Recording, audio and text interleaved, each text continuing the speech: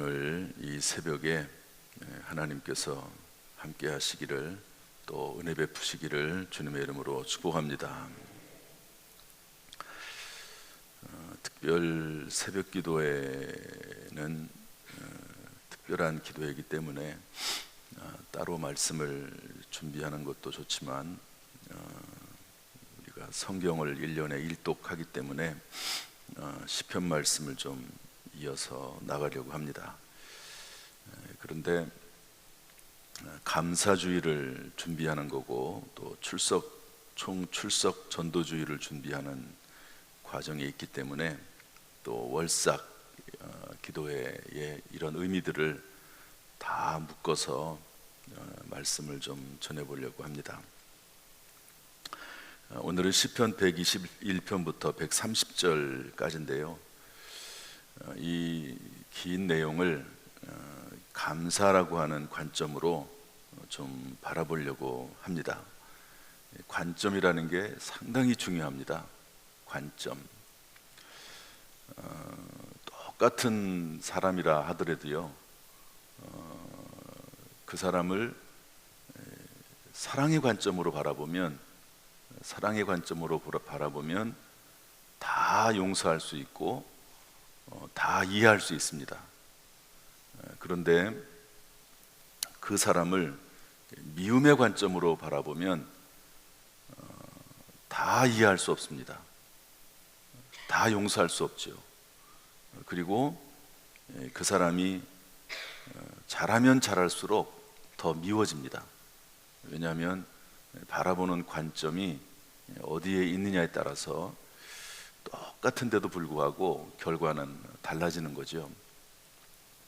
오늘 본문의 말씀, 쭉 시편의 말씀을 이제 여러분들이 경건의 시간도 갖고 또 성경 일독도 하면서 바라보는데 감사의 관점으로 바라본다고 하면 성경 말씀이 좀 색다르게 다가올 겁니다. 감사의 관점, 예를 들어서 내가 어떤 큰 문제가 있습니다. 병에 걸렸다든지 사업에 중대한 기로에 서 있다든지, 그러면 성경 말씀을 한번 병의 관점으로, 질병을 치료하는 관점으로 한번 보십시오. 그러면 성경이 새롭게 보일 겁니다. 또 어떤 사업의 문제에 있어서 그것을 어떻게 해결할 것이냐라고 하는 관점으로 본다고 하면 성경 말씀이 또 새롭게 다가오거든요. 따라서 성경은요, 관점에 따라 전부 주시는 메시지가 다르고 또 성령께서 역사하시는 그 모습이 다르기 때문에 성경은 항상 봐도 새롭습니다. 작년에 본 성경이 올해 다르고 또 내년에 볼 성경이 또 다릅니다. 성경은 상황과 밀접하게 연결되어 있고 성령께서 역사하시는 바가 그때그때마다 주시는 메시지가 다르기 때문에 성경은 항상 새롭다 하는 것을 알 수가 있습니다. 감사의 관점으로 오늘 성경 121편부터 130편의 말씀을 보면 이렇습니다. 첫 번째로, 왜 감사해야 될까? 따라합시다. 왜 감사해야 할까? 다시 한번, 왜 감사해야 할까? 저는 세 가지만 뽑았는데요. 여러분들이 한번 성경을 쭉 읽으면서 감사의 관점으로 왜 감사해야 될까 도대체 이렇게 살펴보면 여러분에게 또 필요한 그런 감사의 내용들이 주어질 것입니다. 우리 121편 1절 2절 말씀 읽어보겠습니다. 121편 1절 2절 말씀 시작. 내가 산을 향하여 눈을 들리라. 나의 도움이 어디서 올까? 나의 도움은 천지를 지으신 여호와에게서로다. 아멘. 첫 번째 감사해야 될 이유가 있다고 하면 하나님께서 우리를 도우시는 분이기 때문에 그렇습니다. 따라서 할까요? 하나님은 나를 도우시는 분이시다. 다시 한번, 하나님은 나를 도우시는 분이시다. 여러분, 이 사실을 믿으시기 바랍니다. 누군가 돕는 사람이 있다고 하는 것은 참 중요한 일입니다. 누군가 돕는 분이 있다는 것. 하나님이 우리를 도우시는데요, 오늘날은 성령께서 성령을 통해서 우리를 도우십니다. 그래서 성령은 보혜사이신데 헬퍼죠. 영어로 하면 헬퍼입니다. 보혜사가 카운슬러입니다. 상담자입니다. 또 컴포터입니다. 위로자입니다. 그러니까 이 성령께서 내 마음에 계셔서, 여러분, 저와 여러분의 마음에 성령이 계신 줄로 믿습니다. 예수님을 믿을 때 우리 안에 예수의 영인 성령이 들어오십니다. 그래서 그분이 위로자가 되시고 또 새 힘을 주시고 지혜를 주셔서 도우신다는 거거든요.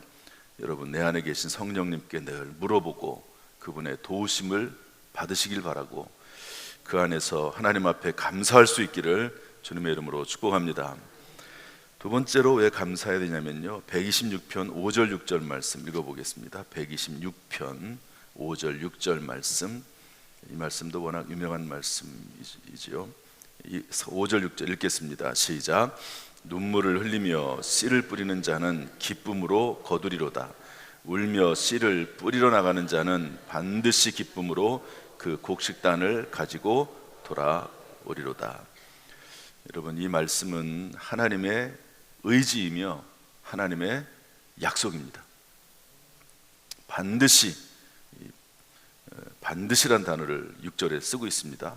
반드시 거두겠다는 거예요.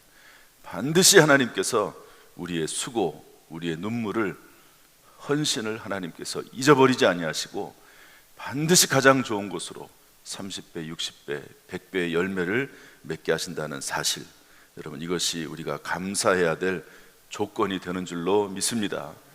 물론 우리가 하나님이 계신 것 자체로 우리는 감사할 수 있습니다. 제가 어젯밤에도 그렇고 오늘도 그렇고 왜 감사해야 될까 생각을 하고 묵상을 하는데요, 사실은 그냥 하나님 자체가 감사의 조건입니다.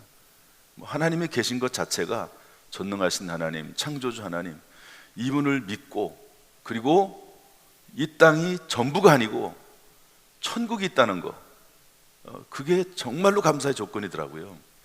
이 땅에서는 행복할 수도 있고 또 조금 안 좋게 보일 수도 있습니다. 이 땅에서는 건강할 수도 있고 그렇지 않을 수도 있습니다. 이 땅에서는 별의별 일이 다 생깁니다. 그러나 하나님께서 영원한 생명을 주시고 천국을 예비하셨다는 것, 이것만큼 더 큰 감사가 어디 있겠는가 하는 생각을 해보게 됐습니다. 그런데도 불구하고, 천국을 주심에도 불구하고 반드시 우리의 수고를 거두게 하신다, 이 약속으로 인해서 우리는 하나님 앞에 감사할 수 있는 줄로 믿습니다. 한 가지만 더 보면 130절 말씀인데요, 우리 8절 말씀 읽어보겠습니다. 8절 말씀, 7절 8절 두 개 읽어보겠습니다. 두 구절 다 같이 시작. 이스라엘아, 여호와를 바랄지어다. 여호와께서는 인자하심과 풍성한 속량이 있음이라. 그가 이스라엘을 그의 모든 죄악에서 속량하시리로다. 아멘. 여러분, 지난 6개월 지났습니다. 오늘 장로님도 벌써 6개월이 지났다고 기도하셨는데요, 6개월 동안 살면서 우리가 실수한 것도 있고 허물도 있습니다. 물론 잘한 것도 많이 있겠지요. 그런데 우리가 꼭 기억할 것은요, 사람이 아무리 잘해도 잘한 것으로 상은 받지만 잘못하면 벌 받습니다. 잘못한 것 때문에 벌 받는 거지 잘한 것 때문에 결과가 나타나는 건 아니거든요. 한 가지를 잘못해도 그 경중에 따라서 심판받습니다. 세상 법으로도 그렇습니다. 6개월 동안 살면서 하나님 앞에 우리가 실수한 거, 범죄한 거, 알고도 지은 죄들 있지요. 어떻게 용서받을 수 있습니까? 비누로 씻으면 될까요?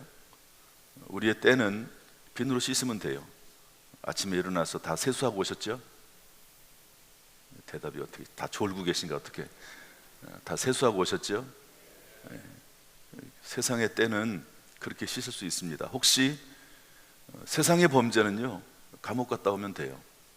그런데 우리의 영적인 죄, 내 마음의 죄, 양심의 죄, 이런 것들은 어떻게 용서받을 수 있습니까? 세상의 법으로 감옥에 갔다 온다 하더라도 그게 용서가 되겠습니까? 하나님의 심판을 뛰어넘어야 되지 않겠습니까? 그런데 하나님께서 뭐라고 말씀하시냐면, 하나님은 인자하심이 풍성하시다. 그래서 속량하시는 분이시다. 한번 따라합시다. 하나님은 나의 죄를 용서하시는 분이시다. 여러분, 이것이 우리가 하나님 앞에 감사할 수 있는 정말 중요한 이유가 되는 줄로 믿습니다. 예수 그리스도를 통해서 피를 흘리게 하시고 십자가에서 죽게 하시고, 그리고 그분을 믿음으로 하나님의 자녀가 되고 구원받았습니다. 과거의 죄를 용서받았고, 그리고 앞으로도 우리가 실수함으로 지은 모든 죄를 예수 그리스도의 보혈로, 십자가로 그 자범죄들을 용서받게 되는 줄로 믿습니다. 이것이 우리에게 감사가 되기를 주님의 이름으로 축복합니다. 따라서 우리는 어떻게 해야 될까? 우리 121편 6절부터 8절 말씀 읽어보겠습니다. 121편 6절부터 8절 다 같이 읽어보죠. 시작. 낮의 해가 너를 상하게 하지 아니하며 밤의 달도 너를 해치지 아니하리로다. 여호와께서 너를 지켜 모든 환난을 면하게 하시며 또 내 영혼을 지키시리로다. 여호와께서 너의 출입을 지금부터 영원까지 지키시리로다. 아멘. 결국 우리의 영혼이 하나님 나라, 영혼의 나라 이르게 될 줄로 믿습니다. 이러한 믿음을 하나님 앞에 늘 보여드리면서 우리가 이 땅에 살면서 좋은 일도 있고 안 좋은 일도 있습니다. 늘 하나님 앞에 믿음을 보여드리는, 변함없이 흔들림 없이 보여드리는 삶이 되기를 주님의 이름으로 축복합니다. 122편 6절 말씀 보겠습니다. 122편 6절 말씀 다 같이 시작. 예루살렘을 위하여 평안을 구하라. 예루살렘을 사랑하는 자는 형통하리로다. 아멘. 여기서 말하는 예루살렘은 성전이 있는 곳을 말합니다. 저는 오늘날 이것을 교회라고 해석하고 싶습니다. 교회를 사랑하는 자, 성전을 사랑하는 자는 형통합니다. 그리고 교회의 평안을 구하고 교회의 평안을 위해서 헌신하는 사람은 하나님께서 그 사람에게 은혜를 베푸신다고 저는 믿습니다. 이 세상에서 가장 악한 죄가 뭘까? 그것은 평안을 깨트리는 겁니다. 그런 관점으로 봐야 될 필요가 있습니다. 교회에서 가장 악한 사람은 누구이냐? 교회의 평안을 깨트리는 사람입니다. 교회의 분열을 일으키고 교회가 평안하지 못하도록 만들고 고의적으로 교회의 평안을 깨트리는 것, 이것은 가장 악한 죄라고 봅니다. 성경에 사도행전에 보면은요, 교회가 평안하여 든든히 서가고 하나님을 경외함과 성령의 위로로 진행하여 수가 더 늘어나니라. 교회가 평안하지 않으면 교회는 아무런 일도 할 수 없습니다. 그런데 교회의 평안을 깨트리는 일에 앞장서고 그 일을 주도하고 그 일을 한다고 하면 가장 악한 범죄라고 볼 수 있는 것이죠. 여러분, 교회의 평안을 구하고 또 예루살렘을 사랑하는 자에게 오늘 말씀처럼 형통하게 하실 줄로 믿습니다. 이런 모습 우리 가운데 있기를 주님의 이름으로 축복합니다. 또한 우리가 감사하는 사람이라고 하면 123편 말씀을 보겠습니다. 123편 2절 3절 읽어보겠습니다. 2절 3절 시작. 상전의 손을 바라보는 종들의 눈같이, 여주인의 손을 바라보는 여종의 눈같이 우리의 눈이 여호와 우리 하나님을 바라보며 우리에게 은혜 베풀어 주시기를 기다리나이다. 여호와여 우리에게 은혜를 베푸시고 또 은혜를 베푸소서. 심한 멸시가 우리에게 넘치나이다. 은혜란 말이 3번 나옵니다. 은혜를 베풀어 주소서. 따라합시다. 하나님, 은혜를 베풀어 주세요. 은혜를 베풀어 주세요. 감사함으로 늘 이 기도가 우리 입술에서 떠나지 않기를 주님의 이름으로 축복합니다. 한 가지 더 보면은요, 126편 5절 6절 말씀인데, 이 말씀은 이미 우리가 봤던 말씀입니다. 울며 씨를 뿌려 나가는 자는 기쁨으로 거둘 것이다. 특별히 여러분, 감사의 씨를 뿌릴 수 있기를 주님의 이름으로 축복합니다. 감사. 제가 이 설교를 준비하면서 어떤 목사님의 글을 읽었는데요, 금란교회 김홍도 목사님이십니다.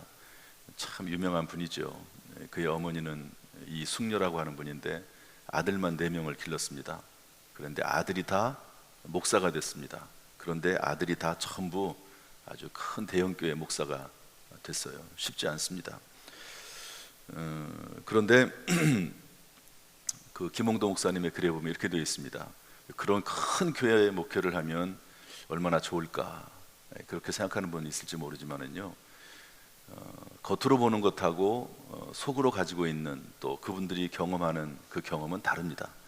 그분들은 대부분 다 성전을 건축하거든요. 대형 교회가 된다고 하는 것은 성전을 건축하는 것이 대부분입니다. 또 그러면서 여러 가지 수많은 재정적인 압박도 당하고요. 아무튼 엄청난 일들을 겪습니다. 그리고 큰 교회 되기까지 수많은 사람들을 만나거든요. 그러면 그들 중에는 별의별 사람들이 다 있습니다. 그런 것들을 다 통과해서 대형교회 목사가 된다고 저는 봐요. 그런데 그분이 지금까지 목회를 하면서 수많은 죽을 고비를 넘겼다. 엄청난 시험과 환난을 겪었다. 그런데 그분이 뭐라고 말을 하냐면요, 그때 어떻게 하느냐, 그런 엄청난 감당할 수 없는 스트레스와 시험 환난이 밀려올 때 어떻게 하느냐. 여러분 어떻게 뭐라고 할 것 같으세요? 그분이 찬양한다 이렇게 했습니다. 찬양한다. 그리고 하나님 앞에 감사한다 이랬습니다. 참 이 찬양은 능력이 있습니다. 감사는 능력이 있습니다. 찬양을 3시간씩 찬양을 하고 감사를 수백 번 수천 번 하고 그러면서 그 위기가 넘어간다고 그렇게 기록을 했습니다. 여러분, 감사와 찬송은 정말 능력이 있는 줄로 믿습니다. 감사는 더 감사하게 하는 줄로 믿습니다. 감사가 생기지 않을 때 찬송하고 감사하면 그 모든 불행이 변해서 감사가 되고 악한 영, 사탄 마귀가 떠나가게 될 줄로 믿습니다. 여러분, 이런 믿음으로 감사, 찬양을 힘들수록 어려울수록 더 올려드릴 수 있기를 주님의 이름으로 축복합니다. 이야기 하나 하고 마치겠습니다. 어느 교회 목사님 사모님이 병원에서 위암 판정을 받았습니다. 여러분, 만약에 위암 판정을 받으면 어떻게 하시겠습니까? 이 사모님이 그때부터 입을 닫았습니다. 입을 아예 닫아버렸어요. 그리고 먹는 것도 거의 먹지를 않았습니다. 뭐 않기도 하고 못하기도 하고. 그러면 생각하기를, 나이가 그렇게 많지도 않은데 이 지경이 된 것은 개척교회 시절에 극심했던 고생 때문이라 하는 생각이 들었고, 자연스럽게 남편 때문이다. 남편하고 내가 어쩌다가 이렇게 개척하는 또 그 고생하는 남편을 만나가지고 이렇게 됐나. 그래가지고 남편에 대한 원망이 생기고 하나님에 대한 원망이 생겼습니다. 잘 먹지도 않지, 아예 말을 안 하지. 한번 생각을 한번 해보십시오. 교회에서 사모가 말도 안 하고 먹지도 않고 교회도 잘 안 나오고 그런다고 생각을 한번 해보십시오. 목사님이 얼마나 불편하겠습니까? 사모님이야 뭐 더 죽을 맛이겠지만 얼마나 교회가 더 어렵습니까? 그런데 그 목사님이 어떻게 고민하다가 이분이 속한 신학대학의 학장님을 만나게 됐습니다. 이게 실제 이야기입니다. 그 학장님이 보니까 얼굴이 어둡거든요. 아니 도대체 왜 그렇게 얼굴이 어둡냐고. 그랬더니 형편 이야기를 쭉 했습니다. 학장님이 제안을 했어요. 그러면 노트 한 권을 사다가 아내에게, 사모에게 주십시오. 그 노트에 감사할 일만 생각나는 대로 쓰라고 그랬습니다. 갖다 줬어요. 그랬더니 사모가 받아들고 감사할 일을 쓰라는 거예요. 아니 감사가 나옵니까? 더구나 글로 쓰라고 하는데 안 쓰죠. 쓸 말이 없죠. 쓰기 싫죠. 그런데 한참 지나서 그런 마음을 주셨어요. 참 그게 하나님의 은혜입니다. 그래서 감사의 내용을 쓰기 시작을 했습니다. 참 이 감사라고 하는 게요, 참 희한하거든요. 정말로 희한합니다. 저도 피곤하고 막 힘들고 그럴 때 교회에서 여기까지 나오는 그 짧은 시간에 피곤하면 피곤할수록 다른 생각이 안 나요. 그러면 그냥 감사합니다 이 말만 합니다. 하나님 감사합니다. 감사합니다. 그러면 사람의 마음이 바뀌어요. 참 희한합니다. 마음이 바뀌어요. 그런데 이분이 감사하다는 말을 생각을 하고 생각하다 보니까 조금씩 바뀌기 시작을 하고, 그리고 어차피 뭐 감사해도 위암에 걸렸으니까 죽겠지라고 생각을 하고 이제 마지막 때가 됐다고 생각을 하고요. 사람들을 찾아가기 시작을 했습니다. 그래서 감사의 인사를 하고, 얼마나 그 감사가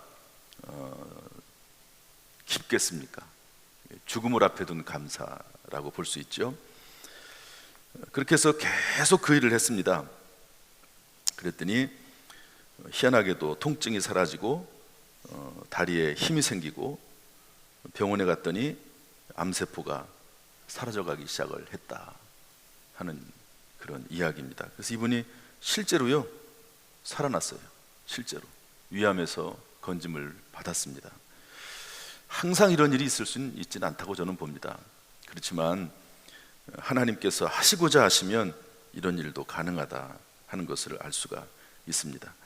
여러분, 감사가 하나님의 은혜와 연결될 때 놀라운 은혜와 기적과 축복이 나타나는 줄로 믿습니다. 그래서 하나님 앞에 진심으로 회개하고 감사하면 이런 일들이 나타나게 되는 거지요. 제가 가끔만 생각날 때마다 말씀드리는데, 제가 전에 있던 교회에서 거기서는 이제 원로 목사님 때문에 좀 어려움이 있었습니다. 꼭 그것만은 아니지만 그때 많이 힘들었죠. 그런데 그때 어떤 한 분이 저를 아주 힘들게 하는 분이 있었습니다. 그때는 이제 빨리 이제 하나님께서 그렇게 인도하셨어요. 그래서 잘 우리 교회에 와서 목회하게 됐는데, 그분이 이제 그리고 한참 지났죠. 그리고 나서 그런데 5년, 6년, 7년 지났을까요? 근데 그분한테 연락이 왔습니다. 중환자실에 있다고 연락이 왔는데, 다 이제 그분도 이제 돌아가실 때가 되니까 다 여기저기 연락을 한 거예요. 근데 마지막 하나 저한테 연락을, 그 부인 권사님을 통해서 연락을 한 겁니다. 제가 중환자실에 갔습니다. 갔더니 코에다 이렇게 다 꽂고 이제 죽을 날만 기다리고 있는 거죠. 그래서 만났습니다.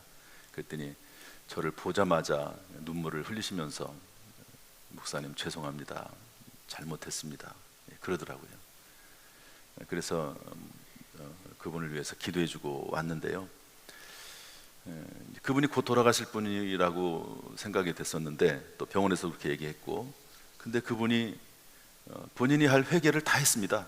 사람들에게 할 회개도 다 하고 하나님 앞에 회개할 회개도 다 하고, 그리고 이제 하나님 앞에 이제 죽음을 기다리면서 예수님의 은혜에 감사하면서 이제 보내고 있는데 돌아가질 않으시는 거예요. 돌아가질 않으세요.